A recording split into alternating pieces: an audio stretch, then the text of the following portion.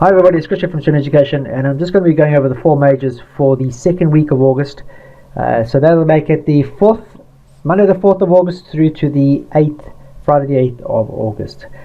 Four majors, starting with euro against US dollar. Let's have a look at the weekly just to have an idea of where the weekly actually closed in conjunction to the prior week.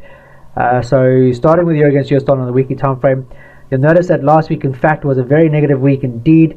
The prior week we actually saw selling into a price support and resistance level roughly between the 23.6 weekly fib level in red and my 50% monthly fib level in blue. Clearly these two fib levels coming together and noticeably forming a major support and resistance level. Noticeably in the two monthly fibs, the two major fibs, the weekly and the monthly, coincide with each other. You'll notice there's a stronger confirmation support and resistance level, and you'll notice that through most of 2014 in fact price has actually found support at this level. Clearly this failed to actually support price near term, and we saw last week's negativity or euro negativity punching through below that level and heading into the the institution moving average on the weekly time frame.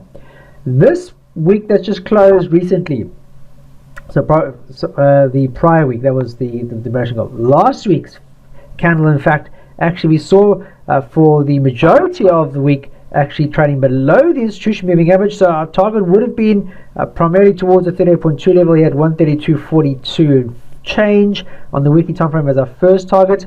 You're looking in excess from the 200 period to that level in excess of 160 odd pips. You're not going to get all of it, but predominantly there was obviously scope for further negativity on this particular pair, but we didn't see by the end of the Friday non-farm payroll figures, non-farm coming out very negative for the US market. In fact, we saw the non-farm employment change figures dropping from the 298 the prior month to 209, so they only added 209,000 jobs compared to the 298,000 jobs the prior month. So not a really good sign for non-farm payroll. And subsequently we had unemployment rates also dropping. They were expecting 6.1%, which was the same as the prior announcement, and it came in at 6.2, so higher than expected, which didn't really go well hand in hand. And subsequently we saw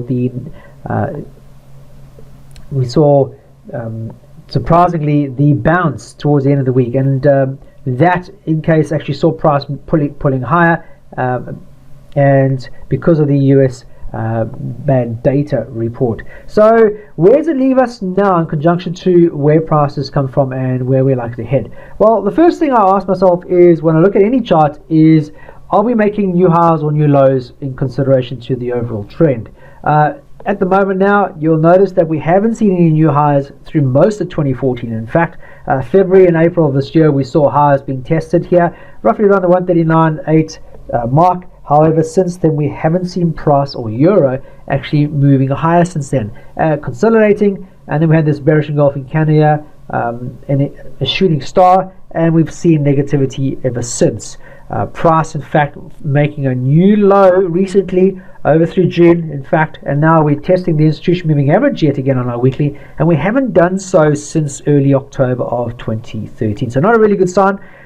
You look at the overall trend, swing highs, in fact you take the one all the way down here in June of 2012, you take the current swing high here through March and May of 2013, you'll notice that price is actually closed below that. The only saving grace for this particular pair at this particular time is the fact that the institution moving average is still acting as support. If we breach below that, you'll start to see the negativity now, because we're trading no longer making any new highs, but we're making new lows. And you'll notice that the FX8 template is really coming into its own now. We had the red arrow a number of months back here when we had the exhaustion candle here, the shooting star, bearish engulfing at a price support and resistance level. We had a red arrow confirming negativity, and since then we've seen a drop in price. The actual candlestick color has remained blue, so the bias was still to the upside, primarily because we want to get below the institution moving average if the bias is going to be changing from, obviously in this case, positive to negativity.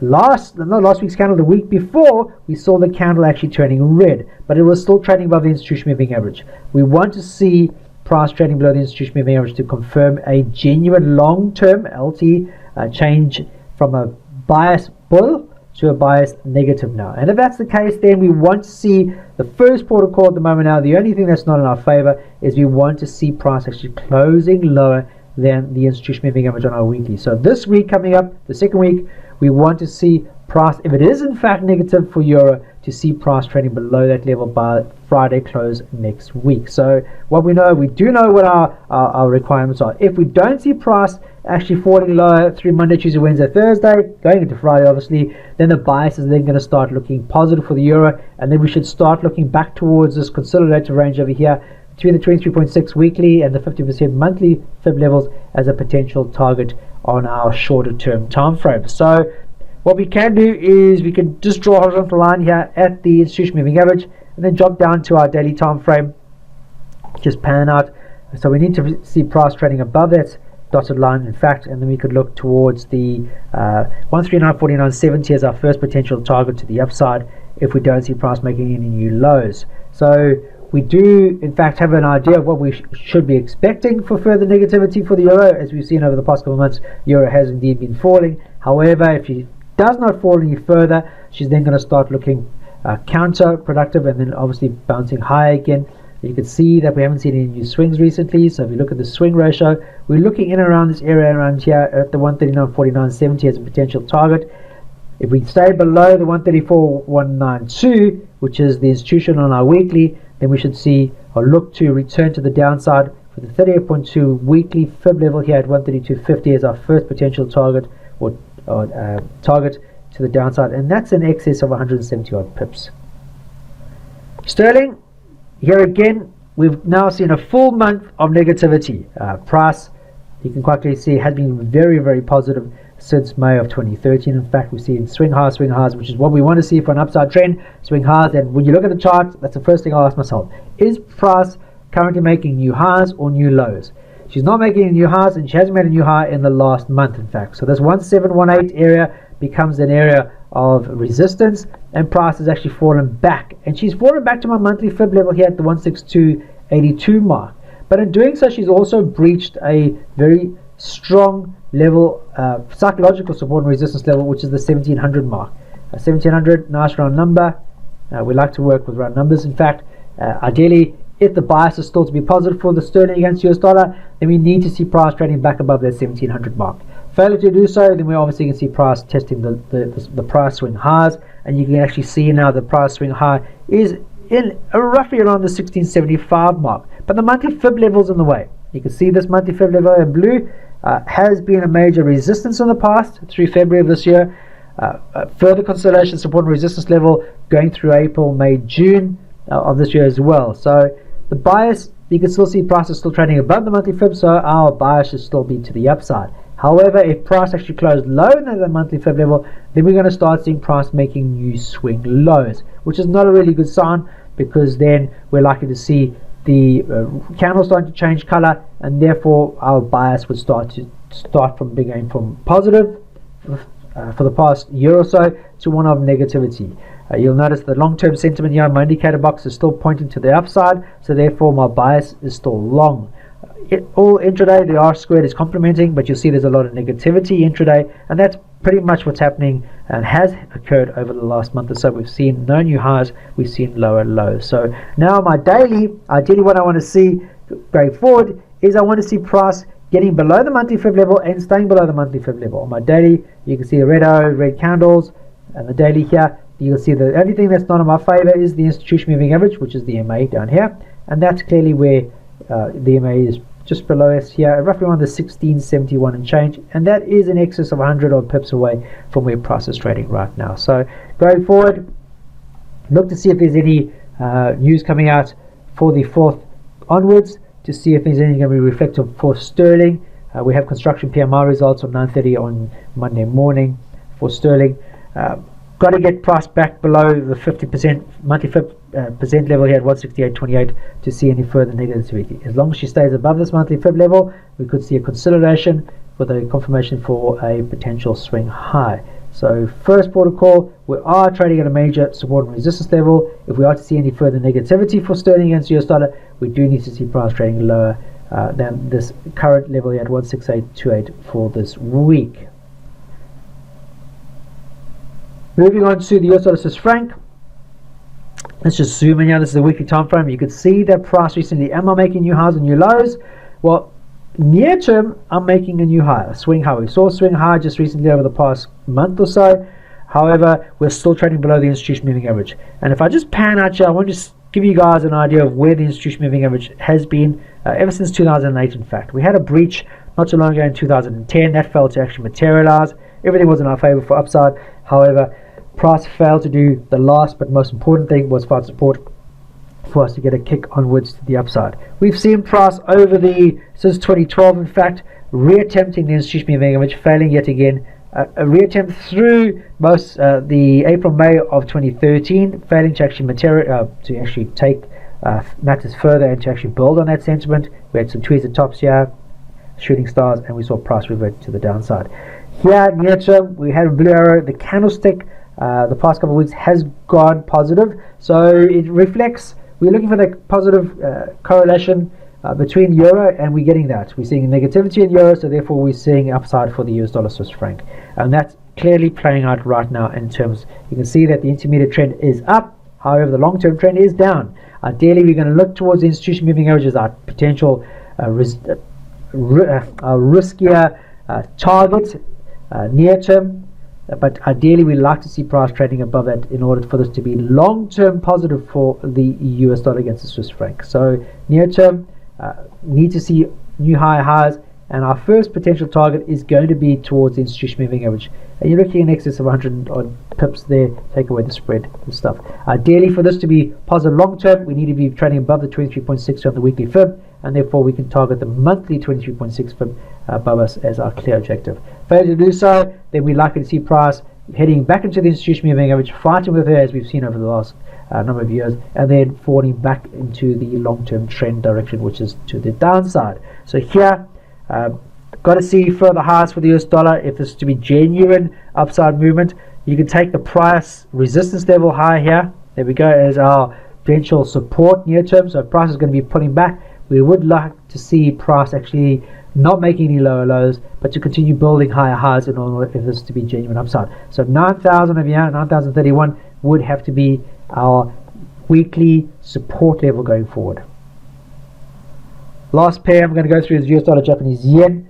We've seen a lot of consolidation for this particular pair. The US dollar has consolidated for a long period of time, and doing so has forged out a major support level. And this support level goes back to December 2013, in fact. So the whole of this year, price has actually failed to make new highs, but she's failed to make new lows. And in doing so, she's now trading within a consolidative range, an extended consolidation range at that. We've not seen any new highs recently.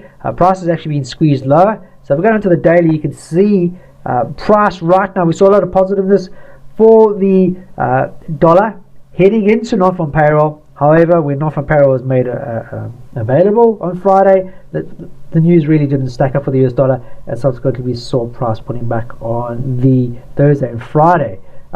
Testing the prior resistance level highs here, roughly the 102.67 mark, in fact. You'll notice that the candlesticks on our daily, blue arrow, blue candle, RMO above, OSMO above, which is what we require. The four requirements of the actual template are exactly that, and the institution moving average is below, price supporting her. So now we have everything in our favor. However, you'll notice that the candle is still below the 103 level. Ideally, we want to see price trading above that level going forward for this week, in fact, to see any further highs. And if we are likely to look for a potential target, we can look to the one back in April of this year. This breakout, failed breakout, back here in April of 2014. So between these 2 points, you're looking in excess of 127. You're not likely to get all of it. You're likely to get, ideally, hopefully 100 pips of that. But we need to see a bull engulfing candle, and we need to see price trading back above that 102.67. So 102.67 becomes our level that we need to see price trading above in order to see any further upside. Failure to see price trading above that level will then start putting pressure to the downside, and if we see a breach below the institution moving average, here we go, this green line below the institution moving average, then our bias will start to reflect negativity yet again, and then we can target our long-term support and resistance level, which is the 101.179 area. We've been to this level in the past so many times. There's no reason why price would not attempt it going forward. So that's going to be our objective. Either see this week closing higher above the 102.67 to see further highs here at 103, or bearish engulfing candle with the negativity starting to really play again, like it's done over so many months, and then we can look towards the 101.179 as our next potential target. That's it, guys. The 4 majors, pretty sweet. I know I breezed over it quite quickly, but that's pretty much the analysis for the 4 majors for the coming week. Just be aware, we've had non-farm payroll, very negative for the US dollar, in fact, so we're likely to see the bias shifting to the cross pairs for upside motion. Look to see if there's any news. More news announcements this week that's going to be reflective on price that you're trading. So be very, very vigilant. Tuesday is going to be quite a day with a lot of news. If you're trading the Australian dollar in particular, we have interest rates announcements for that particular pair, as well as trade balance figures out at 2:30 a.m. in the morning. We have the US non-farm manufacturing index of factory orders coming out also on Tuesday afternoon for the US dollar, and then we have the unemployment and employment rate figures for New Zealand dollar going to 12 GMT on Tuesday evening. There's a lot more other news, especially on Thursday. In fact, for sterling, we have the assets purchasing facility, the official bank's interest rates announcement for both sterling as well as euro. So Thursday in fact is going to be quite an important day for the Eurozone in particular. So just be vigilant of those news announcements and please apply them. Be well aware of them if you are trading the euro against US dollar or sterling against US dollar, or any sterling crosses or any euro crosses. If there's important news like the interest rates announcements, to please be vigilant when trading those particular time frames. Other than that, I'm going to tell you just to keep it simple. Please back up any trading that you might do with good money management. You might have the best template in the world, but if you don't follow simple money management principles and you don't adhere to those, you're likely to make a lot more mistakes and therefore go through your account. Keep it as simple as possible, as I keep mentioning. Don't make trading any difficulter than it is. We use these as indicators, these templates, to give us a better understanding of the market. Follow them very mechanically in your approach. I cannot adhere to that. Try and get rid of the emotional tie-ups. Trade very mechanical, and you're less likely to make any mistakes. I'll leave you with that, and then I'll hopefully catch you guys during the course of the week. Until then, you guys trade serenely.